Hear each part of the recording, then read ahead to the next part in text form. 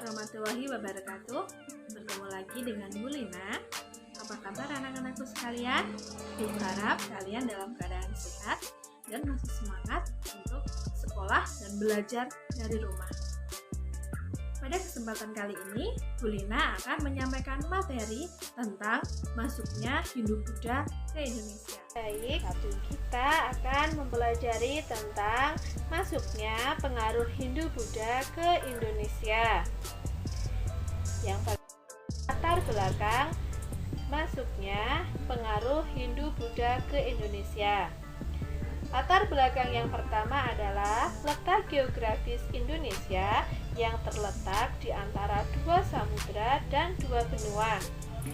Keadaan ini memberikan keuntungan bagi Indonesia. Salah satunya adalah sering dikunjungi oleh bangsa-bangsa asing seperti India, Cina, Persia, dan Arab. Ini menyebabkan masuknya juga pengaruh dari luar. Salah satunya adalah pengaruh Hindu-Buddha. India merupakan negara pertama yang memberikan pengaruh Hindu-Buddha ke Indonesia. Proses masuknya Hindu-Buddha atau sering disebut dengan istilah Hindunisasi. Yang kedua adalah akulturasi budaya atau kontak budaya. Ini adalah bertemunya dua kebudayaan yang berbeda melebur menjadi satu, menghasilkan kebudayaan yang baru, tetapi tidak menghilangkan kepribadian atau sifat kebudayaan aslinya. Jadi masuknya kebudayaan Indonesia bertemu dengan kebudayaan India. Namun Indonesia tidak menerimanya begitu saja. Itu disesuaikan dengan budaya Indonesia. Yang ketiga adalah adanya kontak dagang antara Indonesia dan India. India merupakan pedagang yang datang ke Indonesia. Selain berdagang, mereka juga menyebarkan agama Hindu-Buddha ke Indonesia.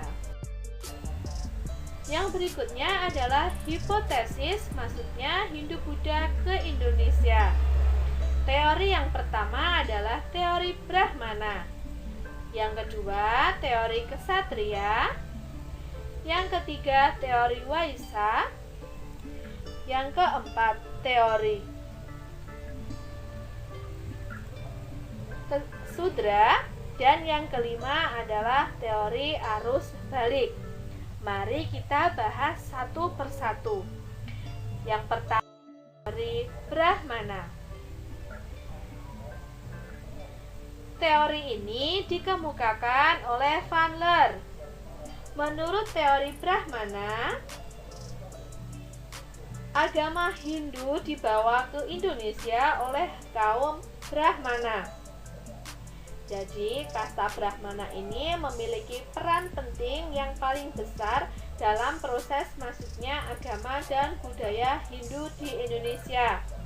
Alasannya, kitab Weda ditulis dengan bahasa Sanskerta yang hanya dipahami oleh kaum Brahmana.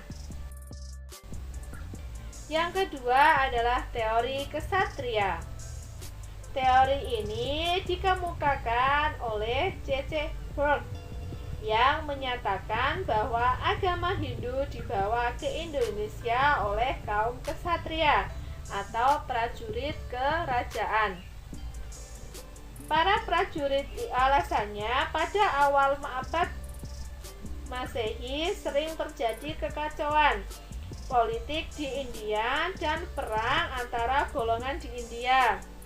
Kemudian para prajurit perang terdesak musuh yang mengakibatkan mereka meninggalkan India. Kemudian ada yang mencapai di Indonesia. Kemudian mereka berakulturasi dengan penduduk lokal. Yang ketiga adalah teori Waisa. Dikemukakan oleh N.G. Krum. Teori ini menyatakan bahwa penyebaran agama Hindu di Indonesia dibawa oleh orang India dari kasta Waisa, yaitu pedagang dan saudagar. Para saudagar ini banyak melakukan hubungan dagang dengan masyarakat atau penguasa pribumi, sehingga membuka peluang masuknya agama Hindu di Indonesia.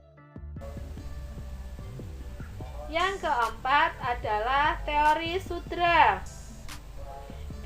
Menurut teori sudra bahwa kaum sudralah yang paling bersasa dalam penyebaran agama Hindu di Indonesia. Alasannya, peperangan yang terjadi di India menyebabkan golongan sudra menjadi orang buangan. Kaum sudra datang ke Indonesia bersama kaum Waisya atau kesatria, dan diduga golongan sudralah yang memberi andil dalam penyebaran agama dan budaya Hindu di Nusantara. Yang kelima adalah teori arus balik. Teori ini dikemukakan oleh F.D.K. Bos. Menurut teori arus balik menyatakan bahwa agama Hindu masuk ke Indonesia dibawa oleh orang Indonesia itu sendiri. Jadi orang Indonesia yang belajar agama Hindu di India kemudian kembali lagi ke Indonesia dan menyebarkan agama Hindu di Indonesia. Lantas, teori manakah yang paling mendekati kebenarannya?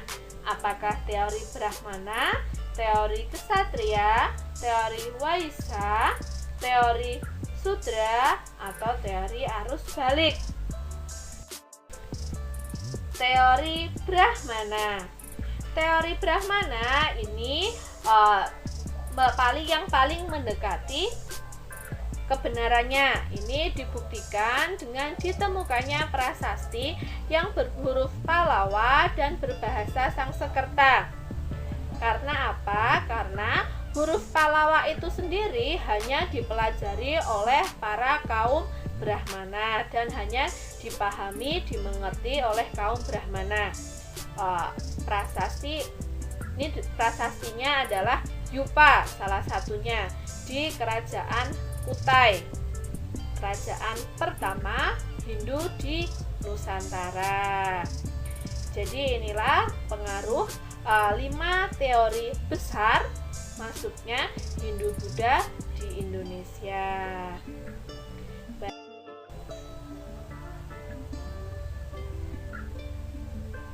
Cukup sekian dari Bu Lina. Sampai bertemu di pembelajaran berikutnya. Wassalamualaikum warahmatullahi wabarakatuh.